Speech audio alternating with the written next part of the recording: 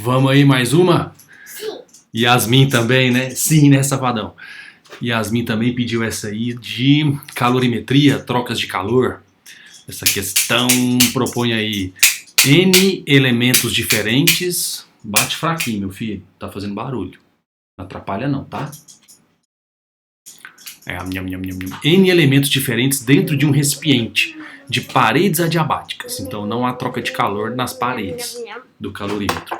Supondo que não ocorra nenhuma mudança de fase, não tem queimá-la, só tem queimacete. E desprezando-se as trocas de calor entre os elementos e as paredes do calorímetro, então o calorímetro não participa.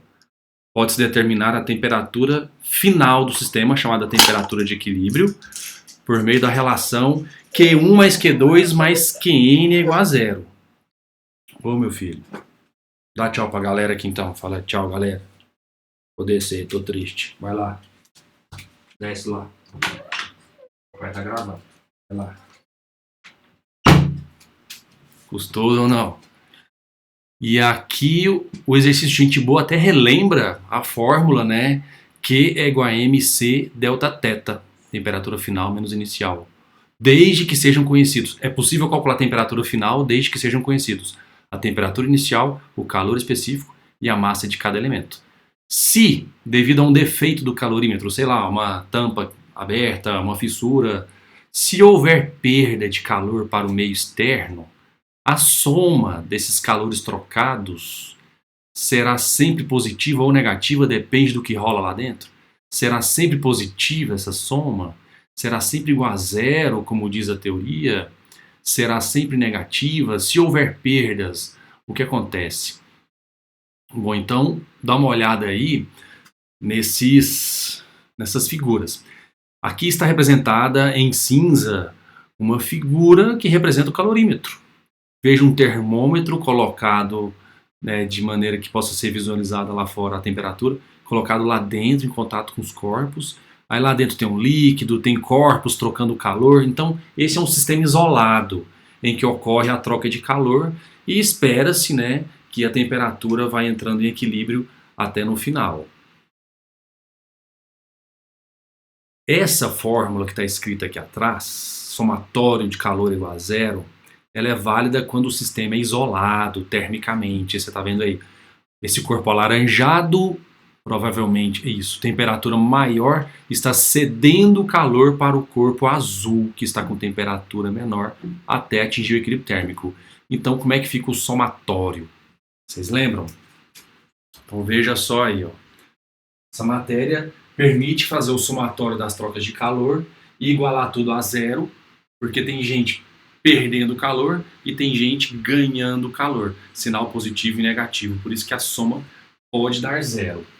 Então essa é a situação geral, todas as substâncias trocando calor dentro desse somatório, né, que macete, que mala, mas nesse exercício só que macete. Aí veja aqui, ó, um exemplo, de maneira geral. Vamos supor que esse Q1 seja o corpo de temperatura maior, ele está em vermelho, então ele cede calor. O quimacete dele acaba ficando negativo. A temperatura final é menor, né? E vamos supor que esses dois aqui sejam uns corpos de temperaturas menores. Então eles recebem calor, quimacete mais quimacete resulta um valor positivo, somando negativo e positivo, zero. Então essa é a situação adiabática. Então está isolado. Nessa outra situação aqui, nesse outro exemplo, vamos propor uma perda para o meio. Então aquele corpo quente continua cedendo calor, quantidade de calor negativa. Tá de boa aí, Yasmin? Esses dois recebem calor, vão subir a temperatura, calor positivo. E o meio vai receber calor. Então esse corpo quente cede calor para essa galera e cede calor para o meio também. Só que o exercício da UFO está propondo um sistema isolado igual ao anterior. Só Q1, Q2, Q3, Qn, sem incluir essa perda para o meio no cálculo. Só os corpos que ela citou anteriormente. Então, os corpos Q1, Q2 e Q3 e Qn trocando calor sem incluir essa perda para o meio, que é o que deve ser feito nas questões numéricas quando tem perda. Sem incluir, veja, essa quantidade aqui, que é negativa, não vai aparecer no cálculo. Teremos apenas aqui um valor, sei lá, vamos supor, menos 100 joule.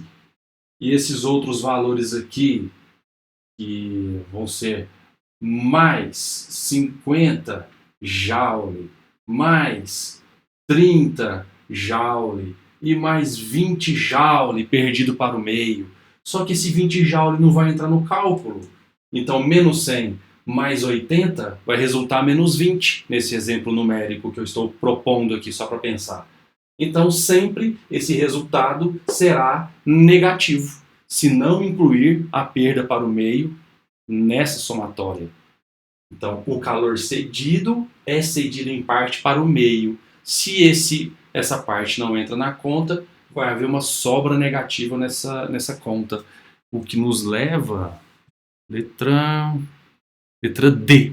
Beleza aí, Yasmin? Me dê notícias. Tchau, beijos.